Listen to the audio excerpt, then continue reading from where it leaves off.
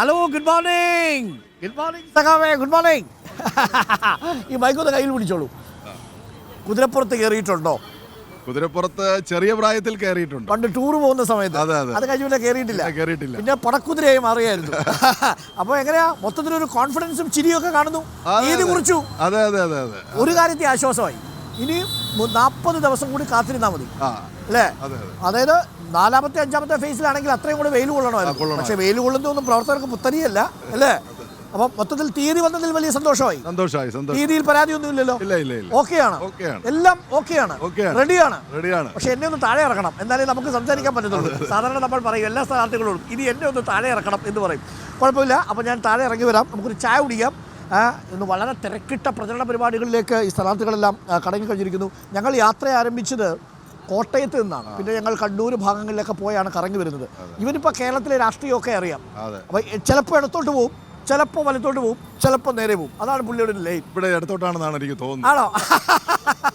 ഇവിടെ ജാക്കി ഇടത്തോട്ടാണെന്നാണ് തോന്നുന്നത് എന്നാണ്. അടൂർ പ്രകാശ് ഒരു പേക്കോട്ട പോകുന്നത്. ഒരു ഇടത്തോട്ട് ചായ ഉണ്ട്, ഇതാ കണ്ടോ, ഇടത്തോട്ട് ചായയുന്നുണ്ട്. അപ്പം ജാക്കി, ഇത് നമ്മളുടെ ജോയി LDFിൻ്റെ സ്ഥാനാർത്ഥിയാണ്, വർക്കല MLA ആണ്. മാത്രവുമല്ല CPMൻ്റെ ജില്ലാ സെക്രട്ടറിയാണ്. ഇത്തവണ CPM ജില്ലാ സെക്രട്ടറിമാരെ നിർത്തിയിരിക്കുന്നതിൽ ഏറ്റവും കരുത്തരായ ഒരു ജില്ലാ സെക്രട്ടറിയാണ് നമുക്കൊപ്പം ഉള്ളത്. നമുക്കൊന്ന് അദ്ദേഹത്തെ കണ്ടിട്ട് വരാം. അപ്പോൾ താങ്കൾ ഇവിടെ നിൽക്കൂ. താങ്ക് യു ചേട്ടാ. ഒന്ന് മാറിയേ, ഞാനൊന്ന് താഴേക്ക് ഇറങ്ങാം. Okay, right. അപ്പോൾ വെരി ഗുഡ് മോർണിംഗ്. അപ്പോൾ നമുക്ക് ചായ കൂടെ കുടിക്കാം. ശരി, എങ്ങനെയുണ്ട് മൊത്തത്തിൽ? എല്ലാം ഉഷാറാണോ? കാര്യങ്ങൾ നടക്കുന്നു.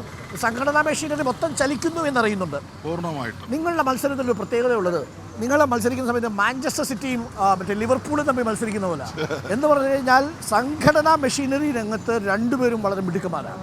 അടൂർ പ്രകാശിനെ നമുക്ക് വിലകുറച്ച് കാണാൻ പറ്റത്തില്ല, താങ്കളെ വിലകുറച്ച് കാണാൻ പറ്റത്തില്ല. മെഷീനറി ചലിപ്പിക്കാൻ ശേഷിയുള്ള രണ്ടുപേർ മത്സരിക്കുന്നു എന്നുള്ളത് വളരെ പ്രധാനപ്പെട്ട കാര്യമാണ് അല്ലേ? അപ്പോൾ ഇത്തവണ മണ്ഡലത്തിലെ അനുകൂലമായ ഒരു സാഹചര്യം എന്തായിരിക്കും? മൊത്തം പൊതുവേ പറയുന്നൊരു രാഷ്ട്രീയം എന്തായിരിക്കും ഈ മണ്ഡലത്തിൽ? അല്ല, ഈ മണ്ഡലത്തിലെ നമ്മളെ പൊതു രാഷ്ട്രീയം എന്ന് പറയുന്നത് ജനപ്രതിനിധികൾ, ജനങ്ങളാൽ തിരഞ്ഞെടുക്കപ്പെടുന്ന ആളുകൾ അവരുടെ പ്രവർത്തനം എങ്ങനെയായിരിക്കണം എന്നതിനെ സംബന്ധിച്ച ഒരു പൊതു ചോദ്യത്തിന് ബന്ധപ്പെട്ട ആളുകൾ മറുപടി പറയേണ്ടി വരും. 5 വർഷത്തേക്ക് എന്നെ തിരഞ്ഞെടുത്താൽ ഞാൻ ജനങ്ങളോടൊപ്പം നിൽക്കണം, അവരുടെ സുഖത്തിലും ദുഃഖത്തിലും ഞാൻ അവരോടൊപ്പം ഉണ്ടാകണം. പക്ഷെ ആ ഒരു വീഴ്ച ഇവിടെ സംഭവിച്ചിട്ടുണ്ട്. അതായത് തെരഞ്ഞെടുത്ത് കഴിഞ്ഞതിന് ശേഷം മണ്ഡലത്തിൽ സാന്നിധ്യം ഉണ്ടായിരുന്നില്ല അടൂർ പ്രകാശ്. അതെ, സാന്നിധ്യം ഉണ്ടായിരുന്നില്ല. പക്ഷെ പൈസ മുഴുവൻ ചെലവഴിച്ചതായിട്ട് അദ്ദേഹം കണക്കിൽ പറയുന്നു. പൈസ ചെലവഴിച്ചിട്ടില്ല. ഇപ്പോൾ ഏറ്റവും അവസാനം കൊടുത്ത 7 കോടി രൂപയിൽ 4,09,00,000 ചെലവഴിച്ചിട്ടുള്ളൂ. ഏറ്റവും അവസാനത്തെ ഒരു കണക്ക്. അപ്പോൾ പൈസ ചെലവഴിച്ചു എന്ന് പറഞ്ഞാൽ അത് പറയുന്നത് ഒരു നാണക്കേടായിട്ട് എനിക്ക് തോന്നുന്നു. ആണോ? അങ്ങനെയുണ്ടോ? ഞാൻ മറ്റൊരു കാര്യം കൂടി ചോദിക്കുന്നു. അടൂർ പ്രകാശിനെ കുറിച്ച് പൊതുവേ ഉള്ള ഒരു വിലയിരുത്തൽ എന്ന് പറയുന്നത് ഏത് ഇലക്ഷനെയും മാനേജ് ചെയ്യാൻ ശേഷിയുള്ള ഒരു കാൻഡിഡേറ്റാണ് അദ്ദേഹം. അപ്പോൾ ഈ ഇലക്ഷനിൽ അദ്ദേഹം മാനേജ് ചെയ്യുന്നൊരു കോൺഫിഡൻസാണ് അദ്ദേഹം പ്രകടിപ്പിക്കുന്നത്. ഞാൻ അദ്ദേഹത്തെ കണ്ടിട്ടില്ല, അല്പസമയത്തിനുള്ളിൽ കാണും. അപ്പോൾ ഈ മണ്ഡലത്തിൽ പ്രധാനമായിട്ട് ഫോക്കസ് ചെയ്യാൻ പോകുന്നത് മണ്ഡലത്തിലെ സാന്നിധ്യം തന്നെയായിരിക്കും. മണ്ഡലത്തിലെ സാന്നിധ്യമാണ് ഏറ്റവും പ്രധാനമായിട്ട് നമ്മൾ ഫോക്കസ് ചെയ്യുന്നത്. വോട്ടർക്കിടയിൽ ഉണ്ടാവും താങ്കളെ വിജയിപ്പിച്ചാൽ. ഉറപ്പാണ്. അതുകൊണ്ടാണല്ലോ ഞാൻ സ്ഥിരമായിട്ട് ഇങ്ങനെ എവിടെ നിന്ന് മത്സരിച്ചാലും എല്ലാ എതിരാളികൾ എത്ര ശക്തന്മാരാണെങ്കിലും ജനം എന്നോടൊപ്പം നിൽക്കുന്നത്. ഏത് പാതിരാത്രിയിലും ആക്സസ് ഉണ്ടാവും. അതാണ് ജനങ്ങൾക്ക് വേണ്ടത്. അതായത് താങ്കൾ സ്വദേശം എവിടെയാണ് കൃത്യമായ സ്ഥലം? ഇവിടെ ചെറിയൻകീഴിനടുത്ത് പെരുങ്ങുഴി എന്ന് പറഞ്ഞ സ്ഥലമാണ്. ദൂരമുണ്ടോ? ഇവിടെ നിന്ന് 5-6 കിലോമീറ്റർ. അപ്പം ആറ്റിങ്ങൽക്കാരനാണ്, വർക്കലക്കാരനാണ് അല്ലേ? അപ്പോൾ അതുകൊണ്ട് തന്നെ നാട് വിട്ടു പോകുമെന്ന് പേടിക്കണ്ട അല്ലേ? നാട്ടിൽ തന്നെ ഉണ്ടാവും, നാട്ടുകാർക്കിടയിൽ ഉണ്ടാവും. അതാണ് ആദ്യത്തെ പോൾ പ്രോമിസ് എന്നുള്ളത്. തെരഞ്ഞെടുത്ത് കഴിഞ്ഞാൽ ഡൽഹിയിൽ പോയി അവിടെ മാത്രം കറങ്ങുന്ന കക്ഷിയല്ല അല്ലേ? എന്നാൽ പാർലമെന്റിലും ഉണ്ടാവും ശക്തമായ നിലപാടുകളുണ്ടാവും. അപ്പോൾ ആദ്യത്തെ ഇവിടെ കേരള നിയമസഭയിൽ 100% അറ്റൻഡൻസ് ആണ്. 100% അറ്റൻഡൻസ്.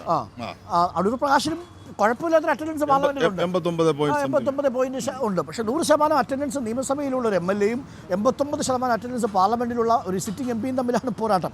അതിരിക്കട്ടെ, ഷുഗർ ഉണ്ടോ? ചെറിയ ഷുഗർ ഉണ്ട്. അപ്പോൾ വിത്തൗട്ട് മതി. അടുപ്പം എങ്ങനെ, കൂടുതലാണോ, മീഡിയം ആണോ, ലൈറ്റ് ആണോ? അപ്പം ജീവിതത്തിലും ഈ രാഷ്ട്രീയ സ്വഭാവത്തിലും ഒരു മീഡിയം നിലപാടാണ്. തീവ്ര നിലപാടും ഇല്ല, അതേപോലെ ലൈറ്റ് ആയിട്ടുള്ള വിഷയങ്ങളും ഇല്ല അല്ലേ? ഒരു മീഡിയമാണ്. അപ്പോൾ ചേട്ടാ, ഒരു വിത്തൗട്ട് മീഡിയം, ഒരു കടുപ്പത്തിൽ വിത്ത്. അപ്പോൾ ഞാൻ പൊതുവെ വെച്ച് കടുപ്പക്കാരനാണ്, അതുകൊണ്ടായിരുന്നു. അങ്ങനെയൊന്നുമില്ല. അപ്പോൾ മൊത്തത്തിൽ ജീവിതമൊക്കെ സന്തോഷമായിട്ട് പോകുന്നു. ഈ തെരഞ്ഞെടുപ്പ് വന്നുകൂടി വളരെ സജീവമായി. ജനങ്ങളിൽ നിന്ന് കിട്ടുന്ന ആദ്യത്തെ ഇംപ്രഷൻ എന്താ? കാരണം നിങ്ങൾ ചെല്ലുന്ന സമയത്ത് സംസ്ഥാന ഭരണകക്ഷിയുടെ ഒരു MLA ആണ്. അപ്പോൾ സ്വാഭാവികമായും പെൻഷൻ വിഷയം, ആരോഗ്യ മേഖലയിൽ എന്തെങ്കിലും മരുന്ന് കിട്ടാത്ത പ്രശ്നങ്ങൾ, സപ്ലൈകോയിൽ സാധനം കിട്ടാത്ത പ്രശ്നങ്ങൾ, ഇതൊക്കെ നിങ്ങളെ സംബന്ധിച്ച് ചെല്ലുന്ന സമയത്ത് ആൾക്കാർ ചോദിക്കും. അത് ചോദിക്കുന്നുണ്ട്. നമ്മൾ വളരെ സമാധാനപരമായി അവർക്ക് മറുപടി കൊടുക്കുന്നുണ്ട്. കാരണം ഇടതുപക്ഷം പറഞ്ഞിട്ടുള്ള കാര്യങ്ങൾ ഒന്നുപോലും നടപ്പിലാക്കാതിരുന്നില്ല.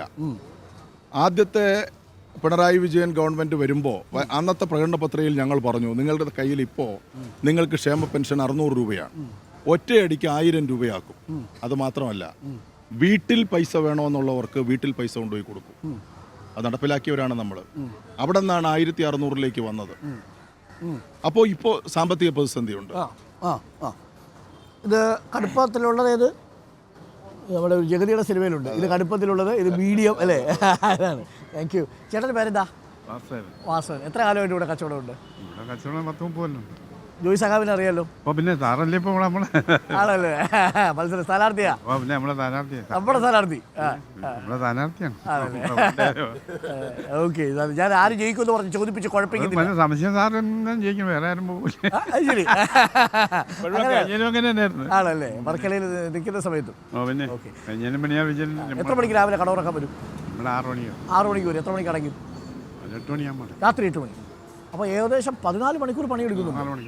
ആണോ? അത് 14 മണിക്കൂർ പണിയെടുക്കുന്ന കുറേ മനുഷ്യരെ കണ്ടു. നിങ്ങൾ രാഷ്ട്രീയ പ്രവർത്തകരും നമ്മൾ മാധ്യമ പ്രവർത്തകരും അല്ലാത്ത ആൾക്കാരും ഉണ്ട്. നമ്മൾ വിചാരം നമ്മളാണ് ഏറ്റവും കൂടുതൽ പണിയെടുക്കുന്നത്. അത്യാവശ്യം ഈ ചായം മറ്റൊക്കെ തട്ടൊക്കെ ആണെങ്കിൽ അത്രയും സമയം വേണ്ടി വരും അല്ലേ? ഓക്കെ. ഓക്കെ. താങ്ക് യു ചേട്ടാ. അപ്പോൾ നമ്മൾ പറഞ്ഞു വന്ന പോലെ മണ്ഡലത്തിലെ സാന്നിധ്യം അതാണ് ഏറ്റവും പ്രധാനപ്പെട്ട കാര്യം. രണ്ടാമത്തത് ഞാൻ ഈ പറഞ്ഞ പോലെ സർക്കാരിനെതിരെയുള്ള വിരുദ്ധ വികാരം. അത് ഞാൻ പറഞ്ഞു വന്നത്, അപ്പോൾ നമുക്ക് പെൻഷൻ സമയത്ത് കൊടുക്കാനായിട്ട് പറ്റാതെ വന്നു. പൈസ ഇല്ല. കേന്ദ്ര ഗവൺമെൻറ് തരേണ്ട പൈസ തന്നില്ല. ഞങ്ങൾ സമരത്തിന് പോയി. ബഹുമാനപ്പെട്ട സുപ്രീം കോടതിയെ സമീപിച്ചു. ഇപ്പോൾ ഒരു അനുകൂലമായ സാഹചര്യം വന്നു. ഇപ്പോൾ കാശ് വന്നു. 3 മാസത്തെ പൈസ കൊടുക്കാൻ പോകും. ഒരുമിച്ച് 4800 രൂപയാണ് ചെല്ലുന്നത്. അതെ. ഈ മാസവും അടുത്ത മാസം ഒരു 10-ാം തീയതിക്കുള്ളിലും ഈ 4800 രൂപ വോട്ട് ചെയ്യാൻ പോകുന്നതിന് മുമ്പ് കീശ നിറച്ച് കാശുണ്ടാവും. അത് ബാക്കി അവശേഷിക്കുന്ന 3 മാസം. പിന്നെ സപ്ലൈകോയുമായി ബന്ധപ്പെട്ട സാധനങ്ങളെല്ലാം വന്നു തുടങ്ങി. ഈ വിഷു, പിന്നെ റംസാൻ ഫയർ, അതിന്റെ ഭാഗമായിട്ട് മുഴുവൻ സാധനങ്ങളും നമുക്ക് കൊടുക്കാൻ വേണ്ടി കഴിയും. കുറേ കുടിശ്ശികളുണ്ടായിരുന്ന ആശാ വർക്കർമാർ, അങ്ങനെ അംഗൻവാടി പ്രവർത്തകർ, അവർക്കെല്ലാം ഫണ്ട് അനുവദിച്ചു. പിന്നെ നമ്മുടെ ലൈഫ് പദ്ധതിയുമായി ബന്ധപ്പെട്ട് ആ പൈസ അനുവദിച്ചു. ഹഡ്കോ അവരുടെ ലോൺ അവൈൽ ചെയ്തു. സ്വാഭാവികമായി നേരത്തെ ഉണ്ടായിരുന്ന ആശങ്കകളൊക്കെ മാറി. ഉണ്ടായിരുന്നു ആളുകളുടെ ഒരു സാധാരണക്കാരുടെ ചെല്ലുന്ന സമയത്ത്. കാരണം എന്ന് പറഞ്ഞാൽ പെൻഷൻ എവിടെയെന്ന് ചോദിച്ചാൽ നമ്മൾ വിട്ടുപോകും. അതിലൊരു പ്രശ്നം ഉണ്ടെന്ന് അറിയോ?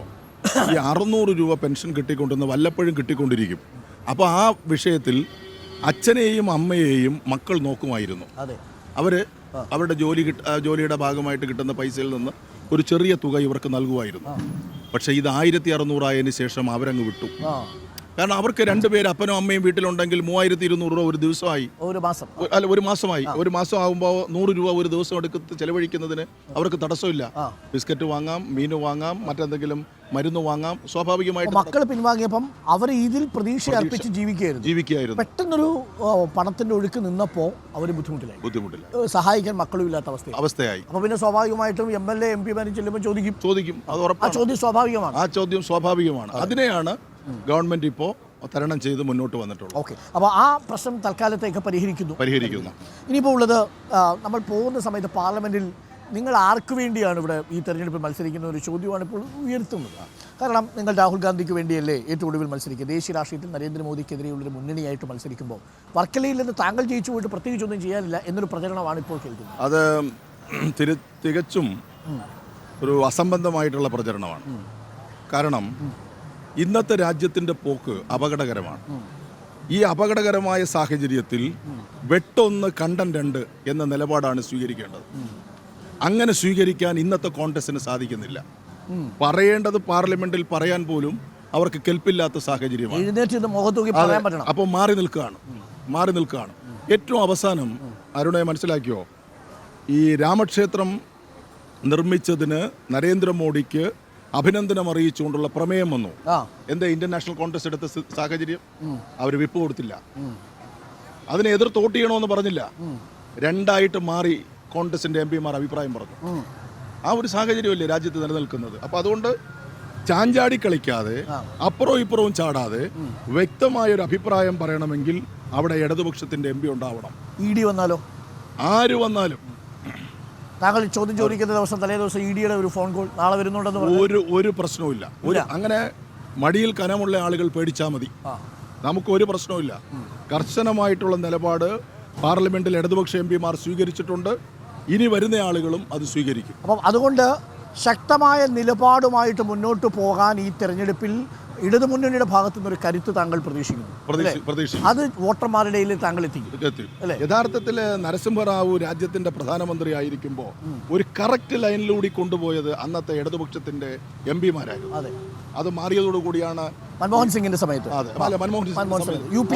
UPA ഗവൺമെന്റ് ഏറ്റവും പ്രധാനപ്പെട്ട നിയമനിർമ്മാണങ്ങളൊക്കെ നടന്നത്. ഇപ്പോൾ ഈ കോൺഗ്രസിൽ നിന്ന് ധാരാളം ആളുകൾ വരുന്നു. വെഞ്ഞാറമൂട് ഭാഗത്തു നിന്ന് കുറച്ച് CPM പ്രാദേശിക നേതാക്കളും BJP-യിലേക്ക് ഞങ്ങള് 6 കൊല്ലം മുമ്പ് ഞങ്ങളുണ്ടായിരുന്ന ഒരാൾ പോയതൊഴിച്ചാൽ ഒരാളും ഞങ്ങളിൽ നിന്ന് പോയിട്ടില്ല. CPM കോട്ടഭദ്രമാണ്. ഒരാളും പോയിട്ടില്ല. ഒരാളെ ഇളക്കാൻ പറ്റിയിട്ടില്ല. പക്ഷെ അതേസമയം BJP-യുടെ സംസ്ഥാന കമ്മിറ്റി അംഗം ശശി അടക്കമുള്ള ആളുകളെ ഞങ്ങളിങ്ങ് കൊണ്ടുവന്നിട്ടുണ്ട്. അതായത് കോൺഗ്രസിൽ നിന്ന് BJP-യിലേക്ക് പോകുമ്പോൾ BJP-യിലെ ചില ആളുകൾ CPM-ലേക്ക് കൊണ്ടുവന്നിട്ടുണ്ട്. അപ്പം പിന്നെ വെഞ്ഞാറമൂടിൽ വരുന്നതാണ് നമ്മുടെ മറ്റേ പാങ്ങോട് ഗ്രാമപഞ്ചായത്ത് പ്രസിഡന്റ് അടക്കമുള്ള ആളുകളെ ഞങ്ങൾ കൊണ്ടുവന്നു. ഒരു വലിയ നിരയെ കൊണ്ടുവന്നു. അപ്പോൾ ഈ അടൂർ പ്രകാശിനെ കുറിച്ച് ചിലരെങ്കിലും പറഞ്ഞു പരത്താൻ ശ്രമിക്കുന്ന ഒരു പ്രധാനപ്പെട്ട കാര്യം, അദ്ദേഹം ഇവിടെ നിന്ന് ജയിച്ചു പോയാൽ BJP-യിലേക്ക് പോകും. പക്ഷെ അടൂർ പ്രകാശിനെ പോലെ ഒരാളെ സംബന്ധിച്ച് അയാൾ അടിമുടി കോൺഗ്രസ്സുകാരനല്ലേ? അങ്ങനെ അടൂർ പ്രകാശിനെ കുറിച്ച് പറയാം. ആരെ വിശ്വസിക്കാൻ പറ്റും അരുണെ? നമുക്ക് ആരെ വിശ്വസിക്കാൻ പറ്റും? ആന്റണിയുടെ മകൻ കോൺഗ്രസിൽ പോകുന്ന ആരെങ്കിലും? ഈ കേരളത്തിലെ കോൺഗ്രസിന്റെ തലമുതിർന്ന എണ്ണി പറയാവുന്ന 3 നേതാക്കന്മാരല്ലേ ഉള്ളൂ. AK Antony, K Karunakaran, AK Antony, പഴയ ശങ്കർ, പിന്നെ ഉമ്മൻചാണ്ടി. അതിൽ ആന്റണിയുടെ മകൻ കോൺഗ്രസിലേക്ക് പോകുന്ന ആരെങ്കിലും വിശ്വസിച്ചോ? ഇല്ല. ആന്റണിയുടെ മകൻ കോൺഗ്രസിൽ പോയി പത്തനംതിട്ടയിൽ സ്ഥാനാർത്ഥിയായി. കരുണാകരന്റെ മകള് പോകുന്ന ആരെങ്കിലും പ്രതീക്ഷിച്ചോ? കോൺഗ്രസിലേക്ക് പോയി. പിന്നെയാണോ നമ്മൾ വേറൊരാളുടെ പേര് പറയുന്നത്? പക്ഷെ അടൂർ പ്രകാശ് മൊത്തത്തിലൊരു സെക്യുലർ ആയിട്ടുള്ള ഒരാളല്ലേ? അങ്ങനെ എന്തെങ്കിലും ചാഞ്ചാട്ടം ഉള്ളതായിട്ട് താങ്കൾക്ക് തോന്നിയിട്ടുണ്ട്? അത് നമുക്ക് ഇപ്പോൾ പറയാൻ പറ്റത്തില്ല. അദ്ദേഹത്തിന് ധാരാളം കൈ കുത്തിയ താമരയ്ക്ക് വിരിയും, അല്ലെങ്കിൽ താമര വിരിയും എന്നുള്ളതിനകത്ത് ആറ്റിങ്ങൽ മണ്ഡലത്തിലും വേണമെങ്കിൽ പ്രതീക്ഷിക്കാവുന്ന സാഹചര്യമാണുള്ളത്. കാരണം അദ്ദേഹത്തിന് ധാരാളം ബിസിനസ് ഉണ്ട്, ധാരാളം സംവിധാനങ്ങളുണ്ട്. ഒരു സുപ്രഭാതത്തിൽ നേരത്തെ ഇദ്ദേഹം പറഞ്ഞതുപോലെ ഒരു കോള് വരികയോ ED വരികയോ ചെയ്താൽ എന്താവും സ്ഥിതി? അപ്പോൾ ആറ്റിങ്ങലിലും കൈക്ക് കുത്തിയാൽ താമരയ്ക്ക് മറിഞ്ഞേക്കാം എന്ന തരത്തിലുള്ള ചില സാമ്പത്തിക താല്പര്യങ്ങളുണ്ട്. അതുണ്ട്. അത് നമ്മൾ ഭാവിയിൽ കാണേണ്ടതായിട്ടുണ്ട്. ഭാവിയിൽ അത് കാണണം. അത് വളരെ ഗുരുതരമായ ഒരു ആരോപണമായിട്ടാണ് ഉന്നയിക്കുന്നത്. വളരെ പ്രധാനപ്പെട്ട കാര്യമാണ്. ആറ്റിങ്ങലിലും ഈ ബിസിനസ് താല്പര്യം ഉള്ളതുകൊണ്ട് BJP-യിലേക്ക് EDയുടെ സമ്മർദ്ദത്തെ ഭയന്ന് ഒരു പക്ഷേ BJP-യിലേക്ക് പോകാനുള്ള സാധ്യത കളയാൻ കഴിയത്തില്ല. വളരെ പ്രധാനപ്പെട്ട കാര്യം. എനിക്കൊരു കാര്യം കൂടി ചോദിക്കണം, അതിനുമുമ്പ് എനിക്കൊരു ഇടവേള വേണം. മൊത്തത്തിൽ ഈ രാഷ്ട്രീയ പ്രവർത്തനം നടത്തുന്നതിനിടയിൽ മറ്റെന്തെങ്കിലും ഹോബികളുണ്ടോ? ഇടയ്ക്കൊന്ന് ചോദിച്ചിട്ട് ഒരു ബ്രേക്കിനുമാണ്. ഞാൻ നേരത്തെ ഒരു വോളിബോൾ പ്ലെയർ ആയിരുന്നു. ഇപ്പോഴും വലിയ നമുക്ക് അത്യാവശ്യം സമയം കിട്ടുകയാണെങ്കിൽ അതെ എവിടെയെങ്കിലും പഴയതുപോലെ അത്രയും ചാടാനൊന്നും പറ്റുന്നില്ല. പക്ഷേ എങ്കിലും അത്യാവശ്യം ഒന്ന് ഇറങ്ങി ജിമ്മി ജോർജിന്റെ ആ കാലത്ത് ശേഷമുള്ള ഇപ്പോ സർവകലാശാല യൂണിയന്റെ സർവകലാശാലയുടെ വോളിബോൾ ക്ലബിലുണ്ടായിരുന്നു. അപ്പോൾ അങ്ങനെ അത്യാവശ്യം ചെറുപ്പക്കാരുമായിട്ട് വളരെ പെട്ടെന്ന് മിങ്കിൾ ചെയ്യാൻ പറ്റും. ഉറപ്പാണ്. അപ്പം അതാണ് വിജയുടെ മറ്റൊരു പ്രത്യേകത. അദ്ദേഹം രാഷ്ട്രീയത്തിൽ എന്നതുപോലെ ഫുട്ബോളിൽ സ്മാഷ് ചെയ്യും, വോളിബോളിൽ സ്മാഷ് ചെയ്യും, വോളിബോളിൽ എന്നതുപോലെ രാഷ്ട്രീയത്തിൽ സ്മാഷ് ചെയ്യും. ഇവിടെ സ്മാഷ് ചെയ്യോ എന്നതാണ് ചോദ്യം. 1-2 പ്രധാനപ്പെട്ട ചോദ്യങ്ങൾ കൂടി നമുക്കൊന്ന് ചോദിക്കണം. ശ്രീ വിജോയ്, ഈ മണ്ഡലത്തിനെക്കുറിച്ച് 2 പ്രധാനപ്പെട്ട കാര്യങ്ങൾ ഞാൻ കേട്ടു. ഒന്ന്, ഈ മണ്ഡലത്തിൽ ജാതി സമവാക്യങ്ങളും മതസമവാക്യങ്ങളും ഇതിനകം തന്നെ ചർച്ചയായിരിക്കുന്നു. അതാര് കൊണ്ടുവന്നു എന്നെനിക്കറിയില്ല. പല ആരോപണങ്ങൾ അന്തരീക്ഷത്തിലുണ്ട്. 2, പണമിറക്കുന്നൊരു മണ്ഡലമാണിതെന്നും കേൾക്കുന്നുണ്ട്. ഈ 2 കാര്യങ്ങളും എങ്ങനെയാണ് നിങ്ങൾ പ്രതിരോധിക്കാൻ പോകുന്നത്? അല്ലെങ്കിൽ ആരോപണം ശരിയാണോ? ഇതിൽ ജാതി കാർഡ് ഒരു കാൻഡിഡേറ്റ് ആദ്യമേ തന്നെ ഇറക്കി. അപ്പോൾ ഞാൻ അതിന് മറുപടി കൊടുത്തു. ഇത് ശ്രീനാരായണ ഗുരുവിൻ്റെ നാടാണ്, ജാതി ചോദിക്കരുത് പറയരുത് എന്ന് ജനത്തെ പഠിപ്പിച്ച ശ്രീനാരായണ ഗുരുവിൻ്റെ നാട്ടിൽ ഒരാൾ പറയുകയാണ് ഞാൻ ഇന്ന ജാതിയാണ് എന്ന് പറയുകയാണ്. അങ്ങനെ പറഞ്ഞോ സ്ഥാനാർത്ഥി? അങ്ങനെ പറഞ്ഞു, ഞാൻ ഇന്ന ജാതിയാണെന്ന് പറഞ്ഞു. അപ്പോൾ അതുകൊണ്ട് ജാതിയുടെ പരിപ്പ് യഥാർത്ഥത്തിൽ ഈ മണ്ഡലത്തിൽ വേവില്ല, ഒരു കാരണവശാലും വേവില്ല. രണ്ടാമത് ശ്രീ അരുൺ പറഞ്ഞ ഒരു കാര്യമുണ്ട്, പണം. അത് 2 കൂട്ടർക്കും നല്ല ആവശ്യമുള്ള പണമുണ്ട്. ആ പണത്തിന്റെ കൊഴുപ്പ് അവർ സ്വാഭാവികമായി കാണിക്കും. നമുക്ക് അത്രയും ഒരു പണം എടുക്കാനായിട്ടില്ല. പാവപ്പെട്ട ആളുകൾ തരുന്ന സഹായങ്ങൾ മാത്രമാണ് ഉള്ളത്. പക്ഷേ എങ്കിലും ഈ പണത്തിൻ്റെതായിട്ടുള്ള അതിപ്രസരം കഴിഞ്ഞ തവണ പ്രയോഗിച്ചതുപോലെ വന്നാൽ അതിനെ നേരിടാൻ തന്നെയാണ് ഞങ്ങൾ. കഴിഞ്ഞ തവണ ഈ തെരഞ്ഞെടുപ്പിൽ വിജയിച്ചു പോയതിന് പിന്നിൽ അമിതമായ പണത്തിന്റെ ഒഴുക്കുണ്ടായിരുന്നു എന്നാണ്. അമിതമായ പണത്തിന്റെ ഒഴുക്കുണ്ടായിരുന്നു. അത് പ്രത്യേകിച്ച് ഓരോ സെന്ററുകൾ കേന്ദ്രീകരിച്ച് ചുമതലപ്പെടുത്തി പണവും മദ്യവും എല്ലാം കൃത്യമായി നൽകിയിരുന്നു. അത് ഈ പ്രാവശ്യം അത് ഞങ്ങൾ നേരിടാൻ തന്നെയാണ് ഇപ്പോൾ തീരുമാനം. പക്ഷേ മറുഭാഗത്തു നിന്നുള്ള ആരോപണം അവിടെ വോട്ടർ പട്ടികയിലെ ഇരട്ടിപ്പ് ഒഴിവാക്കിയതാണ് വിജയിപ്പിച്ചത് എന്നാണ്. പക്ഷേ നിങ്ങൾ പറയുന്നത് പണത്തിന്റെ കാര്യമാണ്. വോട്ടർ പട്ടികയുടെ ഇരട്ടിപ്പ് കഴിഞ്ഞ തവണയും പറഞ്ഞു, ഇപ്രാവശ്യവും പറഞ്ഞു. ആദ്യത്തെ ഇവിടുത്തെ MP-യുടെ ഫേസ്ബുക്ക് പോസ്റ്റ് 1 ലക്ഷത്തിലധികം കള്ള വോട്ടുണ്ട് എന്നാണ്. ഞാനാണ് തെരഞ്ഞെടുപ്പ് കമ്മീഷന്റെ യോഗത്തിൽ പാർട്ടിയെ പ്രതിനിധീകരിച്ച് പോയ ആള്. അപ്പം ഞാൻ ചീഫ് ഇലക്ഷൻ കമ്മീഷനോട്, നമ്മുടെ ഇവിടുത്തെ ഇലക്ടർ ഓഫീസറോട് ചോദിച്ചു, ഇങ്ങനൊരു പരാതി കിട്ടിയിട്ടുണ്ടോ? അപ്പോൾ ഞാൻ ചോദിച്ചു, അങ്ങനെ കള്ള വോട്ടുണ്ടോ? അപ്പോൾ പറഞ്ഞില്ല. രാജ്യത്തെ ഒരുപക്ഷെ ലോകത്തെ ഏറ്റവും വലിയ നന്നായിട്ടുള്ള സോഫ്റ്റ്വെയർ ആണ് ഇതിന് ഉപയോഗപ്പെടുത്തിയിട്ടുള്ളത്, ഫേസ് ഡിറ്റക്ഷൻ. എൻ്റെയും അരുണിൻ്റെയും ഫേസ് ഒരുപോലെ ഇരുന്നാൽ കമ്പ്യൂട്ടർ എടുത്ത് മാറ്റിവെക്കും. എൻ്റെയും അരുണിൻ്റെയും അച്ഛൻ്റെ പേരോ വീട്ടുപേരോ ഒരുമിച്ചിരുന്നാൽ അതെടുത്ത് മാറ്റിവെക്കും. എന്നിട്ട് ഇതിനെ BLOമാർ വഴി റീചെക്കപ്പ് നടത്തും. എന്നിട്ടാണ് ഇതിനകത്ത് ചേർത്തിരിക്കുന്നത്. വോട്ടർ പട്ടികയിൽ ഇരട്ടിപ്പുണ്ട് എന്നുള്ളത് പരാജയ ഭീതി കൊണ്ടെന്നാണോ? ഉറപ്പാണ്. അത് ആദ്യമേ അഡ്വാൻസ് ആയിട്ട് ജാമ്യം എടുക്കുകയാണ്. മുൻകൂർ ജാമ്യമാണ്. അതിനെ മറികടക്കാൻ പണം ഒഴുക്കാനുള്ള സാധ്യതയുണ്ട്. അതിനെ വന്നാൽ പ്രതിരോധിക്കും. എന്ത് വില കൊടുത്തും ഇപ്രാവശ്യം അത് പ്രതിരോധിച്ചിരിക്കും. ഓക്കെ, അപ്പോൾ കാര്യങ്ങളൊക്കെ ഏറെക്കുറെ വ്യക്തമായില്ലേ? ഇതാണ് ആറ്റിങ്ങൽ മണ്ഡലത്തിലെ ഒരു മത്സര ചിത്രം. കടുത്ത മത്സരമാണെന്ന കാര്യത്തിൽ സംശയമില്ല. അപ്പോൾ ഈ ചൂടിനെ എങ്ങനെ മാനേജ് ചെയ്യും? ഈ തെരഞ്ഞെടുപ്പിന്റെ ചൂടിനോടൊപ്പമുള്ള അന്തരീക്ഷത്തിന്റെ ചൂട് വലിയ പ്രശ്നമാണ്. ഇതിനിടയിൽ ഇപ്പൊ തന്നെ ഞാൻ ആന്റിബയോട്ടിക് അടിച്ചടിച്ച് നടക്കുകയാണ്. വേറെ നിവൃത്തിയില്ല. ഈ ആരോഗ്യമൊക്കെ നോക്കണം. വെള്ളം കുടിക്കണം, കഞ്ഞിവെള്ളം കുടിക്കണം, കഞ്ഞിയൊക്കെ കുടിക്കണം. എങ്ങനെ പൊതുവെ ഒരു ഭക്ഷണ രീതി? അങ്ങനെ ഒരു പ്രത്യേകിച്ച് ഒരു താല്പര്യമില്ല. ഒരു ഫുഡി ഒന്നുമല്ല. അങ്ങനെ പ്രത്യേകിച്ച് ഭക്ഷണത്തിലൂടെ ഭക്ഷണം കഴിക്കുക എന്നുള്ളത്. ഭക്ഷണം, കഞ്ഞിയാണെങ്കിൽ കഞ്ഞി, ചോറാണെങ്കിൽ ചോറ്, അത്രേ ഉള്ളൂ അല്ലേ? എന്നാലും ഈ തീരദേശത്തൊക്കെ ആയതുകൊണ്ട് നല്ല മത്സ്യമൊക്കെ നല്ല ഇഷ്ടമായിരിക്കുമല്ലോ. അത് കിട്ടും, മീനൊക്കെ കിട്ടും പോത വഴിക്ക്. അപ്പം രാവിലെ തുടങ്ങി ഇന്നിപ്പോ എത്ര മണിക്ക് അവസാനിപ്പിക്കും? ശരാശരി 40 ദിവസം, ഒരു 11-11:30 മണി വരെ. അപ്പോൾ എന്തായാലും വളരെ തിരക്കിട്ട ഒരു പ്രചരണകാലമാവട്ടെ, അത് സാർത്ഥകമാകട്ടെ എന്ന് ആശംസിക്കുന്നു. അപ്പോൾ നമുക്കിനി വീണ്ടും ഒരിക്കൽ കൂടി കാണണം തെരഞ്ഞെടുപ്പിന്റെ അടുത്ത ഘട്ടത്തിൽ. Thank you. വിജോയാണ് നമുക്കൊപ്പം ഉണ്ടായിരുന്നത്. അപ്പോൾ എല്ലാ വിജയാശംസകളും നേരുന്നു. അപ്പോൾ പറഞ്ഞതുപോലെ 2 പ്രധാനപ്പെട്ട കാര്യങ്ങളാണ്. ഒന്ന്, ജാതിയും മതവും പറഞ്ഞുള്ള ഒരു ക്യാമ്പയിനാണ് തുടങ്ങുന്നത് അല്ലെങ്കിൽ നടത്തിയത് എതിർ സ്ഥാനാർത്ഥിയാണെന്ന് പറയുന്നു. പണത്തിൻ്റെ ഒഴുക്ക് ഉണ്ടെങ്കിൽ അതിനെ പ്രതിരോധിക്കുമെന്നും പറയുന്നു. മാത്രവുമല്ല, വോട്ടിരട്ടിപ്പിനെ കുറിച്ചുള്ള ആരോപണം വരുന്നത് പരാജയത്തിൻ്റെ ഭീതി മുന്നിൽ കണ്ടുകൊണ്ടാണെന്നും അതൊരു അഡ്വാൻസ് ജാമ്യമെടുക്കലുമാണെന്നാണ് ബിജോയ് നമ്മളോടൊപ്പം ഇപ്പോൾ പ്രതികരിച്ചിരിക്കുന്നത്.